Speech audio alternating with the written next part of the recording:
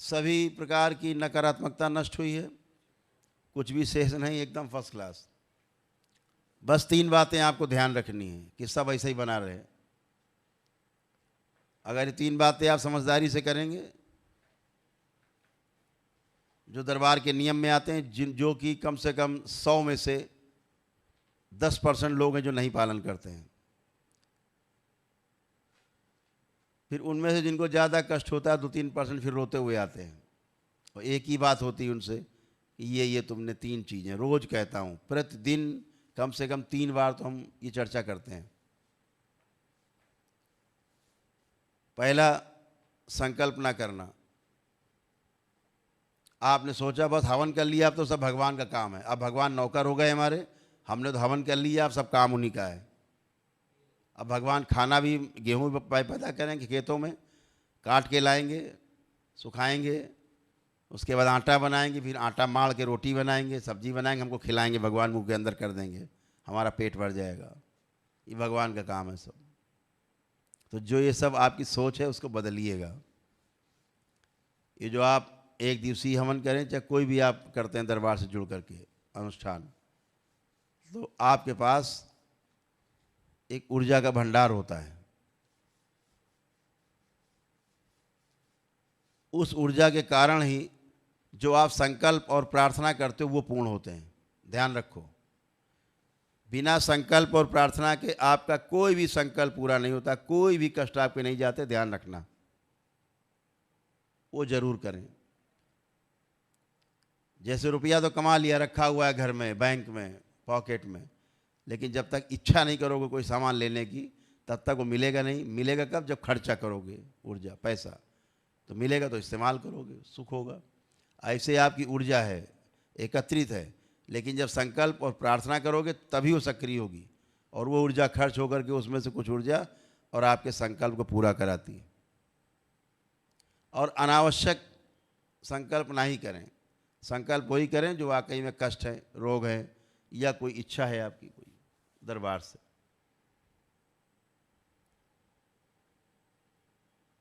दूसरा कि परिवार का कोई सदस्य संकल्प नहीं करता, उसके लिए आप चिंतित होते हो, दरबार से प्रार्थना करते हो, उसकी स्मृतियाँ, नकारात्मक रोगी स्मृतियाँ, उसके रोग और कष्ट आपकी तरफ खींचते हैं, आपके शरीर में आते हैं, आपको कष्ट होने लगता है, लेकिन आपके द्वारा निकल करके उसके कष्ट नष्ट होते हैं। आपको लगता है हमें कष्ट होने लगा, भागो दरबार। ध्यान रखो, दरबार भागने की जरूरत नहीं है, उसका संकल्प करना बंद कर दो, या डीएनएस निकाल के बाहर कर दो उसको, आपको कष्ट नहीं होगा। लेकिन वो क्या करता है, वो हीरो बना घूमेगा या हीरोइन बन के घूमेगी लड़की घर में, अरे हम तो ठीक है, तुम ही बीमार हो, तुम करो, हमें नहीं करना। तो फिर आप उसके लिए चिंतित होते हो। और वही सबसे ज़्यादा बीमार है जो घर में कहता हम बिल्कुल ठीक हैं। समझो महारोगी व्यक्ति घर के अंदर है, ये सबसे महान व्यक्ति यही है घर के अंदर, जिसने पूरे घर में अराजकता फैला रखी है, वो यही व्यक्ति है जो कहे हम बिल्कुल ठीक है, हमें कुछ नहीं है। ऐसा कोई हरिश्चंद्र पैदा नहीं हुआ अभी तक जो ठीक है सब। वो बात अलग है कि अनुभूति ना होती हो, या स्मृतियों ने खोपड़ा पकड़ रखा है जकड़ के, और सोच ही नहीं पा रहा क्या करना है, पागल बना घूम रहा है।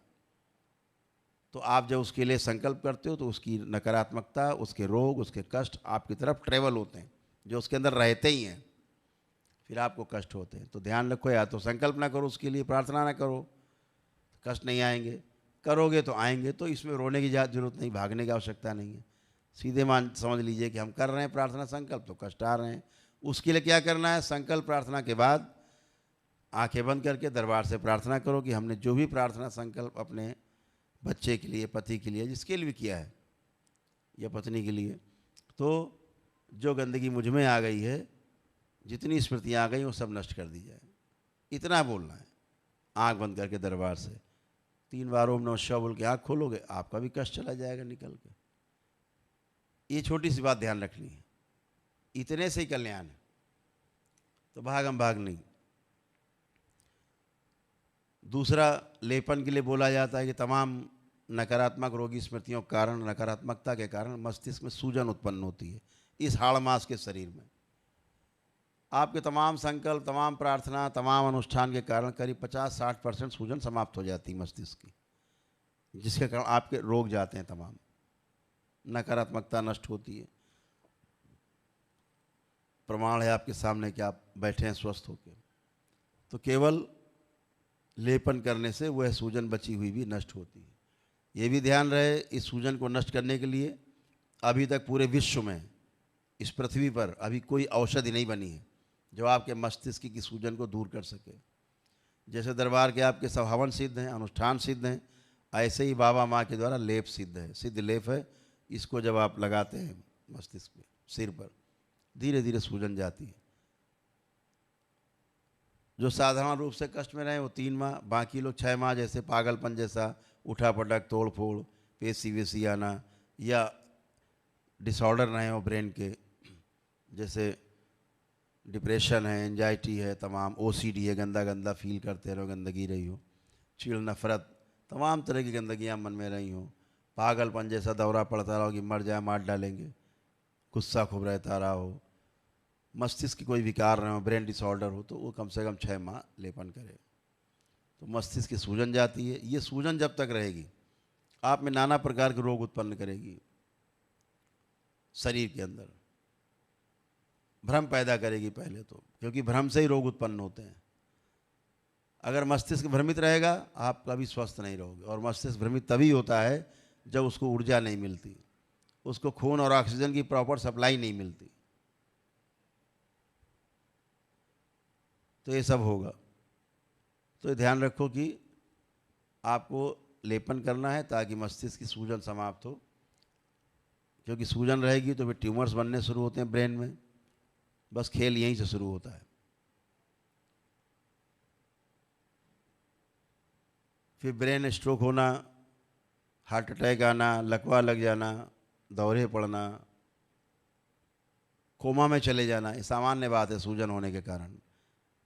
डॉक्टर साहब जब कहते हैं ना अस्पताल में कि आप भाई अब ईश्वर से प्रार्थना करो अपने मरीज के लिए, बस समझ लो सूजन ने इनका काम डॉक्टर साहब का पूरा कर दिया, और डॉक्टर साहब ने पूरा अपना काम कर लिया है। अब आपको भगवान से सीधे जोड़ दिया है।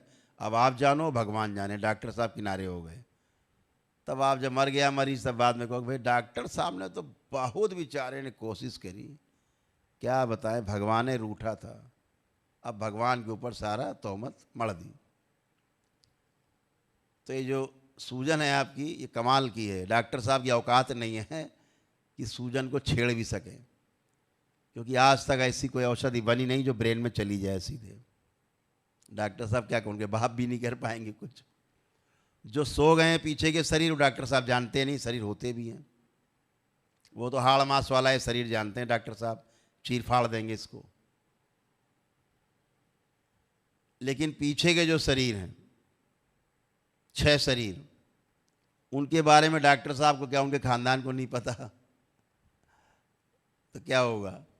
बीमार तो पीछे के 6 शरीर हैं, उनमें से सो गए शरीर, वो जगाएंगे कहाँ से। वो शरीर ही नहीं जानते जगाएंगे कहाँ से, वो मानते ही नहीं शरीर होते।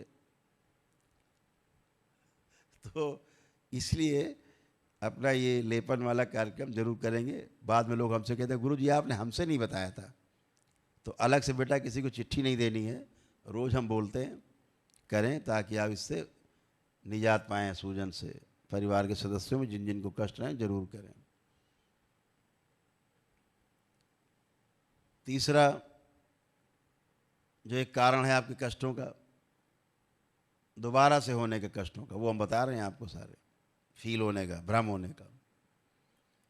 जिसकी पूजा करते करते आप थक गए, लेकिन रोग थे कि बढ़ते गए, कष्ट थे कि बढ़ते गए, समस्याएं थी कि बढ़ते गए, समझ लेना इन्हीं के कारण तुम्हें समस्याएं हुई हैं।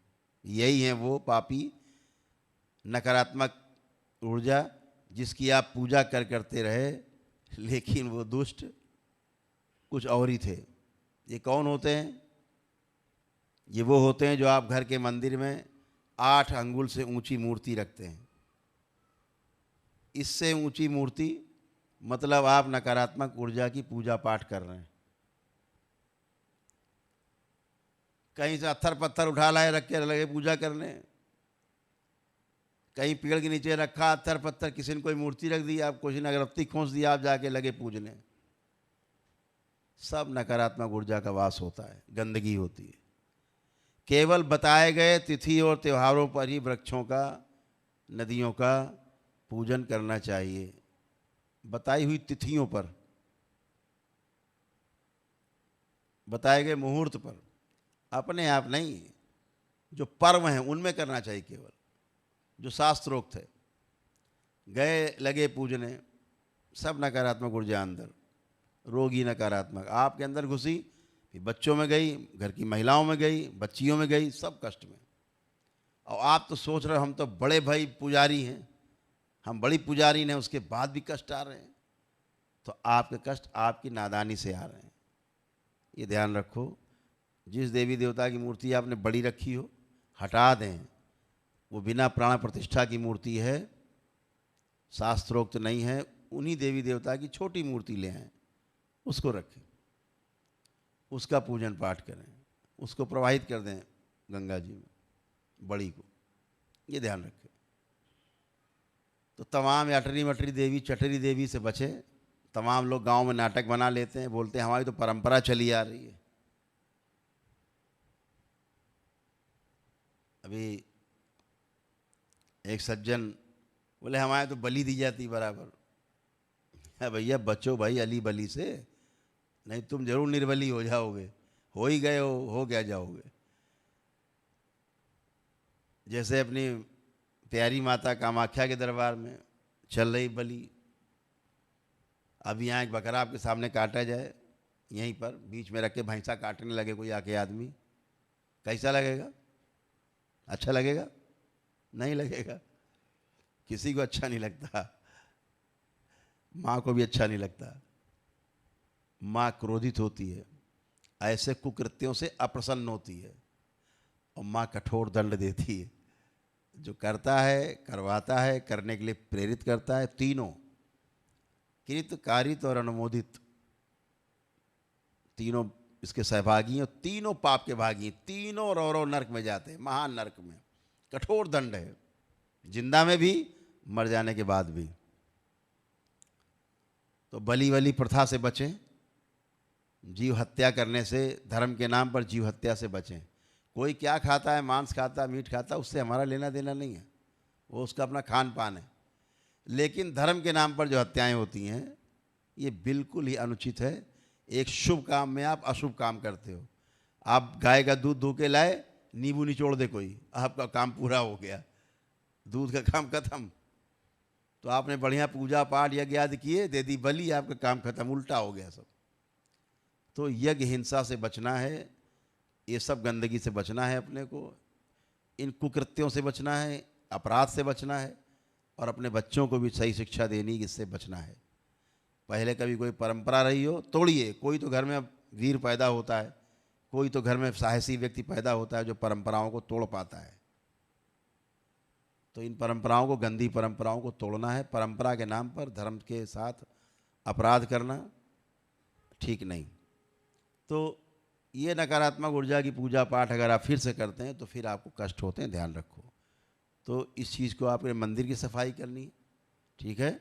जिसके घर में, जिसके तमाम संपत्तियाँ हो, कई संपत्तियाँ हो घर में, दरबार से एक सिद्ध हवन ले लो अपने ही घर में, उन सभी संपत्तियों का नाम ले करके, यहाँ ये संपत्ति, जो घर का मुखिया हो, घर में बड़ा हो, वो संकल्प ले ले। वो ना हो उसके बाद जो घर का सदस्य वो ले ले संकल्प, जो जो यहाँ पर गंदगी है, इन स्थानों पर नकारात्मकता है, वो सब इसी हवन में नष्ट कर दी जाए। एक सिद्ध हवन करते हो आप संकल्प करके, बाबा सब उसी में नष्ट हो जाता है। बाकी दरबार ने तो सब घर वर आपके सब फर्स्ट क्लास पवित्र करके रखे, फिर भी ज़मीन की जो कष्ट नीचे के होते हैं, हमेशा ध्यान रखो। कोई भी ज़मीन आप मकान लेते हो, वहाँ पर नकारात्मकता हो चाहे सकारात्मकता हो, दोनों ही आपसे जुड़ जाती हैं। वहाँ की अच्छाई, वहाँ की बुराई, दोनों आपसे जुड़ती हैं। तो ये ध्यान रखो कि हमें उसकी सफाई शुद्धि करनी है। आयुर्वेद तक में नियम है।